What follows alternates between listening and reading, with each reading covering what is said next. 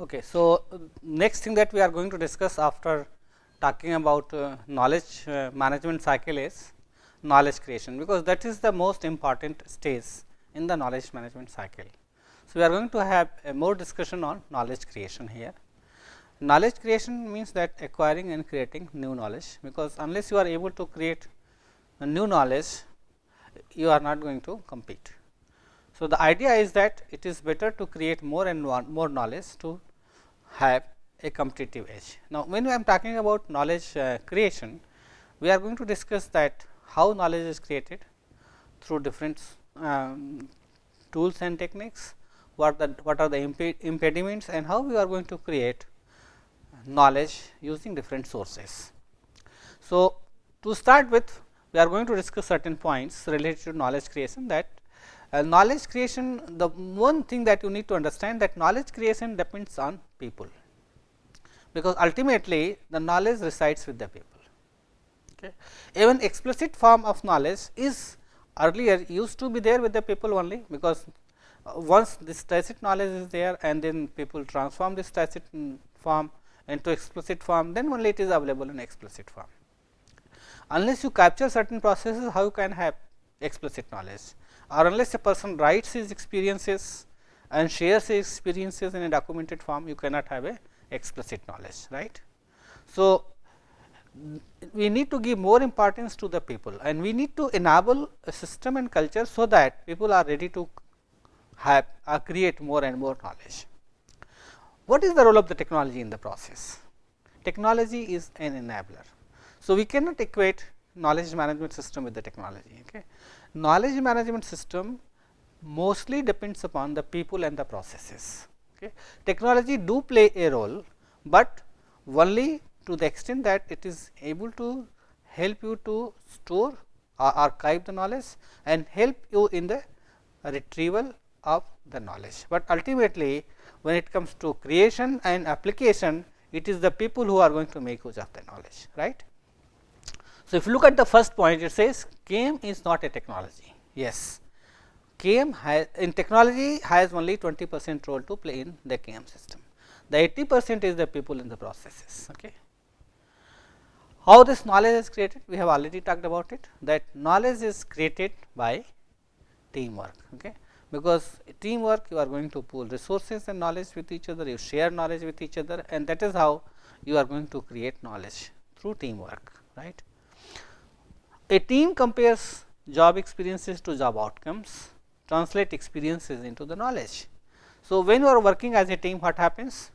You get to know about what others have in terms of experiences and knowledge, and then you try to pool these things, the experiences that you have, into knowledge. So, somebody is saying something in a particular team, no, this is to be done this way. So, you internalize it and then try to make use of it. Okay.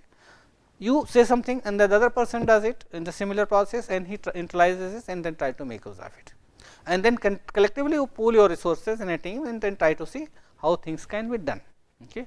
So, whatever the knowledge that is generated through teamwork using this process of collaboration and sharing, okay, it could be documented in an explicit form, so that when this team or any other team is going to do similar tasks or even different tasks also, they can use this knowledge which is there in documented form, because once the knowledge is acquired by the team, they can make use of this knowledge to solve similar problems. Say for example, there is a team of software people and who are going to write a code for a company related to say sales.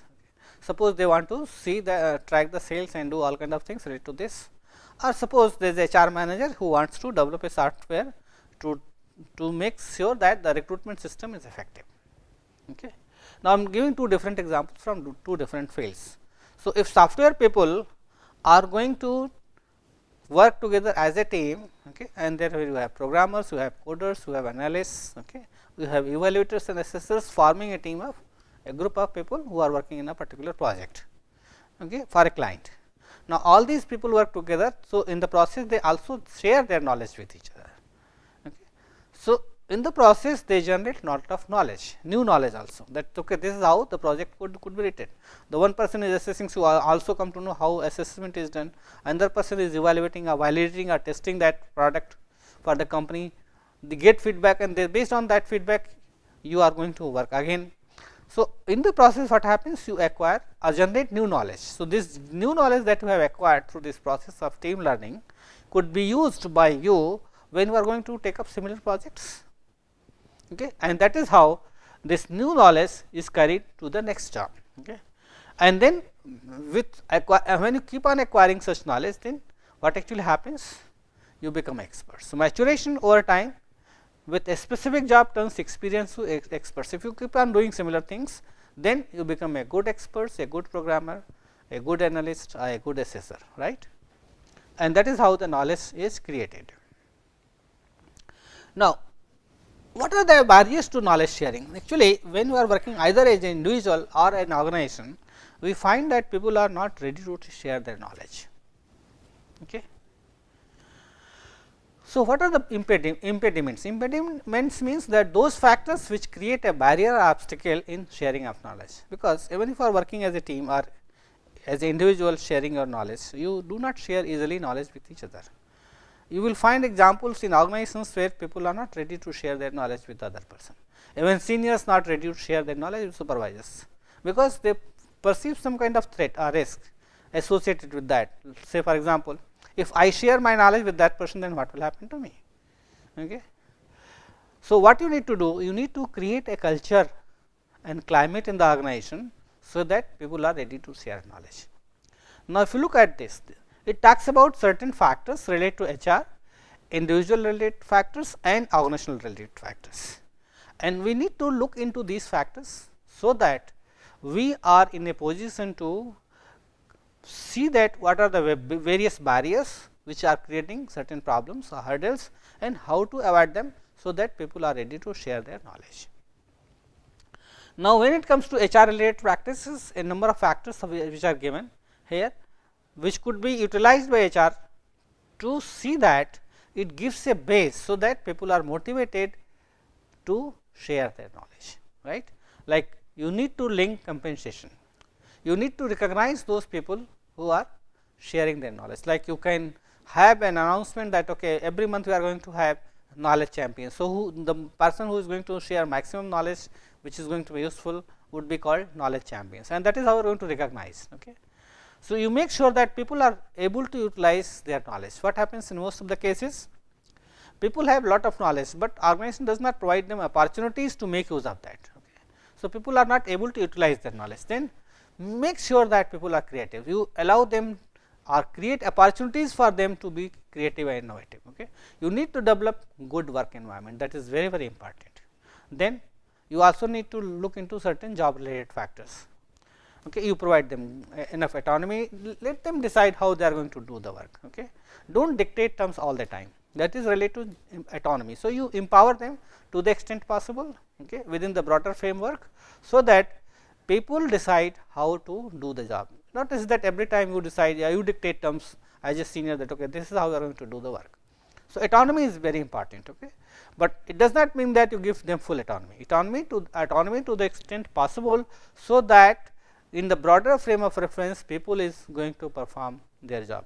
And job security, of course, and nowadays we cannot expect this kind of job security, but if you provide this kind of security even on a relatively permanent basis, it is good, because it is going to help people to think about the job, not about the other issues, okay. So, I mean the other factors in Maslow's terms, he is not going to look into the lower level hygiene factors, but he is going to be guided by higher level motivating factors.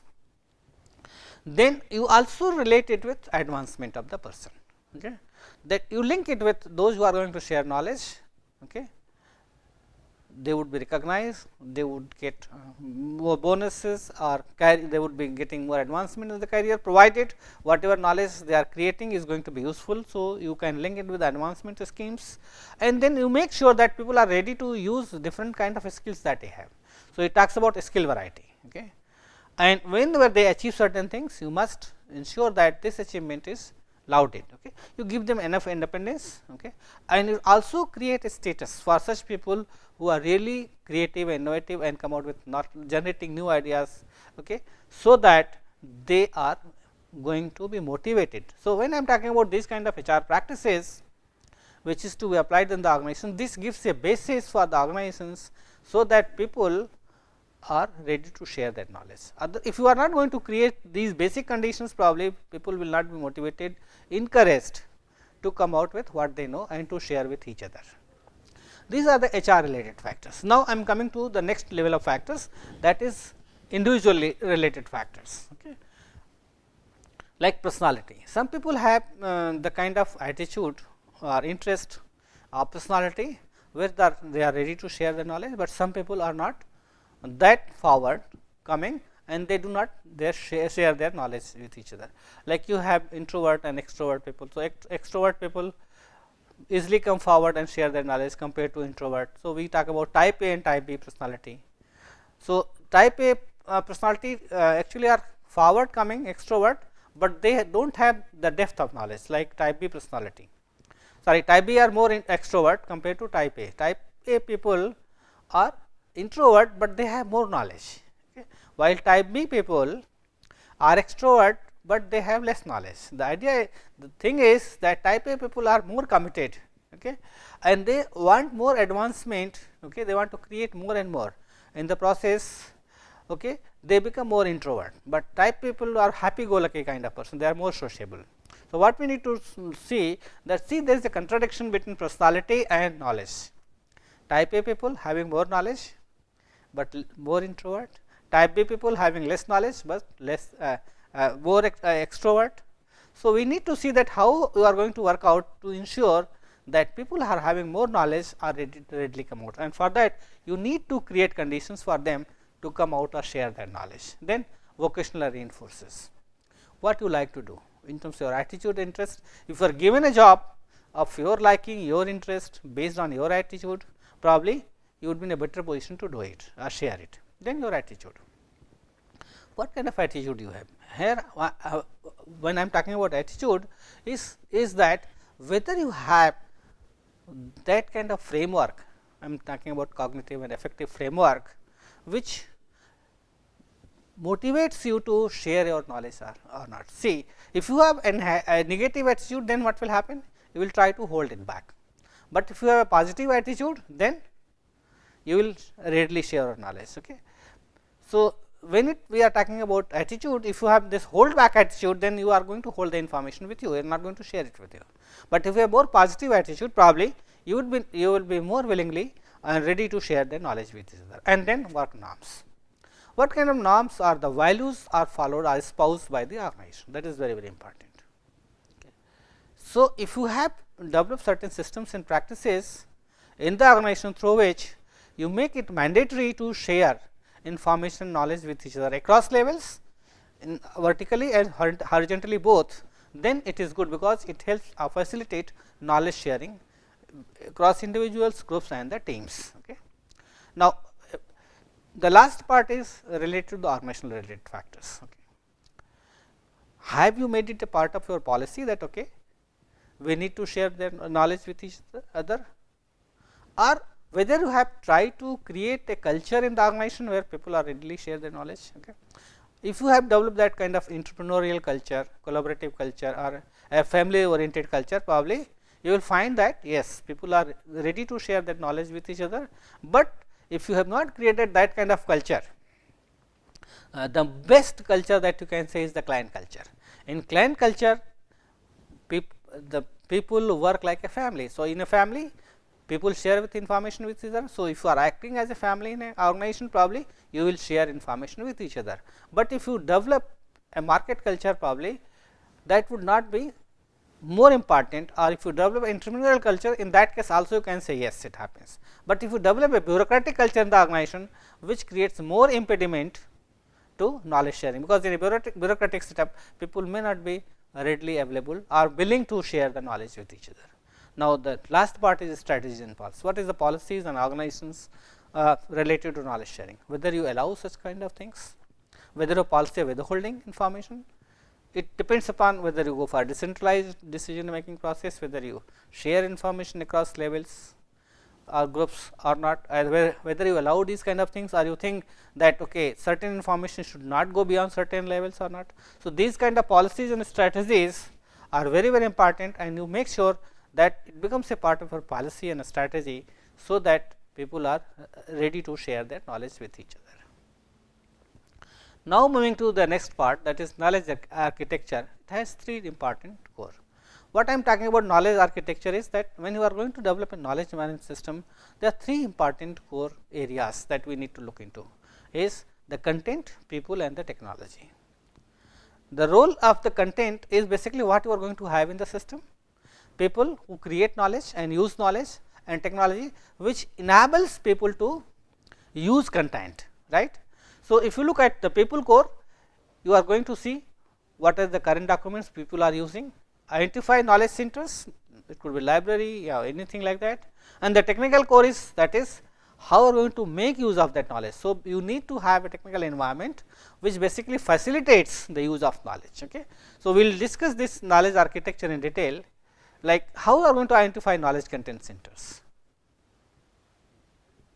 If you look at this example, I have taken 4 different functional areas, that is HR, sales, customer services and marketing. Okay. What are the different kind of knowledge content centers for different kind of activities? For sales, you look at the competition data, sales volume, okay. What is the sales information that you are getting from the leaders? This is the information which is required for the sales, and whether this information is available for the sales people or not. For HR, say for examples, what kind of openings are available, what kind of benefits is going to be provided by the HR policy, you look into this kind of information. And for marketing, what kind of strategy you will adopt, what is your advertising policies, what kind of R&D effects you are doing, what are the tools that you are using for marketing. So, this is basically from the content. Or for customer services, it is something like your complaints rate, what is satisfaction level, what kind of information you are providing, okay. Because this content help you to improve these kind of things, whether it is sales or customer services or marketing efforts. Okay. So, content knowledge content centers identification is very important. Now, let us look into the technical layer of the system. Now, if you look at this, it is clear. So, if you look at this, it says it moves into 7 different stages. It is basically the technical part, which basically enables helps you to enables and helps you to get the data. Now, if you look at this, you find 7 different stages of this technical layer, starting with the user interface, authorized access control, collaborative intelligence filtering, knowledge enabling application, transport, middleware and the physicalware. Okay. Now, let me discuss this one by one. First is the user interface.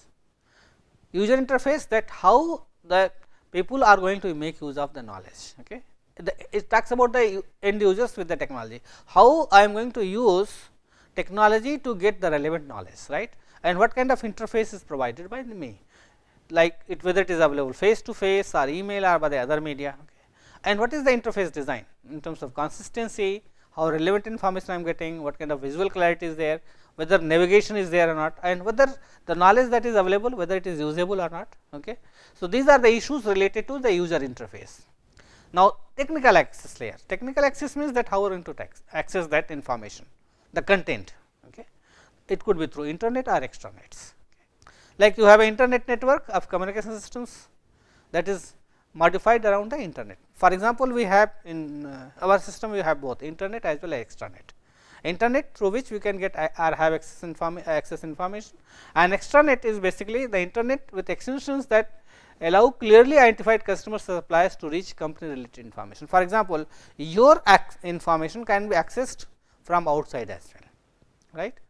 So, what you do, you also add suppliers, customers, vendors, and they can log in and have access to the information, and this is what we call extranet. Now, if you look at this, it talks about internet, intranet and extranet. Okay. So, the cloud that is internet, where the server is or where the information is. Okay. And then you can access this, like you can get news and events, you can go about the marketing, careers, e-commerce activities, all that is available there. Intranet, you can get information, product related to product, sales and all kind of things within the organization. Now, extranets, where you are trying to connect through intranet as an extension actually of intranet, that is extranet, where you are going to connect with your suppliers, vendors, partners and customers. So, that they can also log in and can get information related to product sales and other kind of things. Then you also need to look at whether you are going to have firewalls to protect the systems, because you also need protection from the other things. So, that there is not going to be unauthorized login, okay. They are not going to use materials, okay. And then you have to see that you have systems for security and privacy. This is basically very important. Then the third layer, basically we are talking about collaborative intelligence and filtering, which basically provides personal views based on the stored knowledge, okay. You have intelligent search engines across servers to find information that is requested by the client, okay. For example, meetings, pay bills, and you can go through shopping malls, all kind of things that can be done. There is a filtering layers which basically helps you to find out the relevant information, okay. Then you have to see that this collaborative layer is very secure, portable across platforms, so that you can make use of it. It is integrated with the existing system, and also it has scalability. You can increase or decrease, it is flexible and you can make use of it. Then you have expert systems also.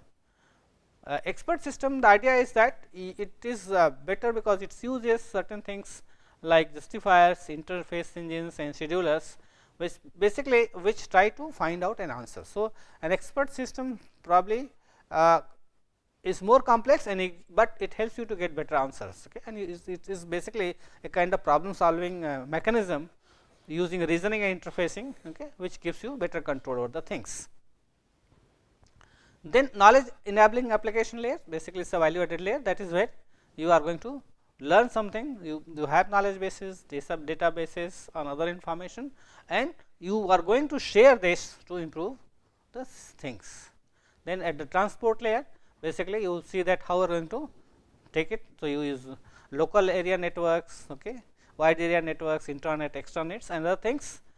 You can use URL, graphics, connectivity speeds and bandwidths. These are basically used to see that information is transported from one set of people to another set of people, or one. And then you have middlewares, basically that talks about how the interface takes place with different systems, like you have an accounting system, a payroll system, how this accounting or payroll system is integrated with other systems, okay. So, you have different softwares, programs which are connected with each other. So, maybe old databases and the new databases. Then you have a repository layer. Repository is very important, that is where the content is, okay. It includes data warehouses, legacy applications like payrolls, operational databases, a specific applications for security and traffic management, and that is very important, and this is protected by password and login, other kind of things. Now, the most important thing, whether you are going to build in or outsource this, is very important. So, you have to see that whether you are going to develop packages. Say for example, you want to develop an ERP system.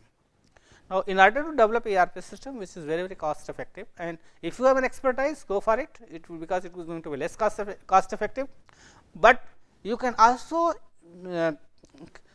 buy ERP systems and customize them depending upon your requirement, okay. So, now these companies go for more and more outsourcing, because it is more cost effective, okay, because they may not be having the knowledge and expertise to develop the kind of ERP system that would be required by them, okay. And then you decide what kind of ERP system you want to introduce depending upon the requirement of the organization, okay. And then you see that who is going to maintain and do all kind of things related to this. Thank you.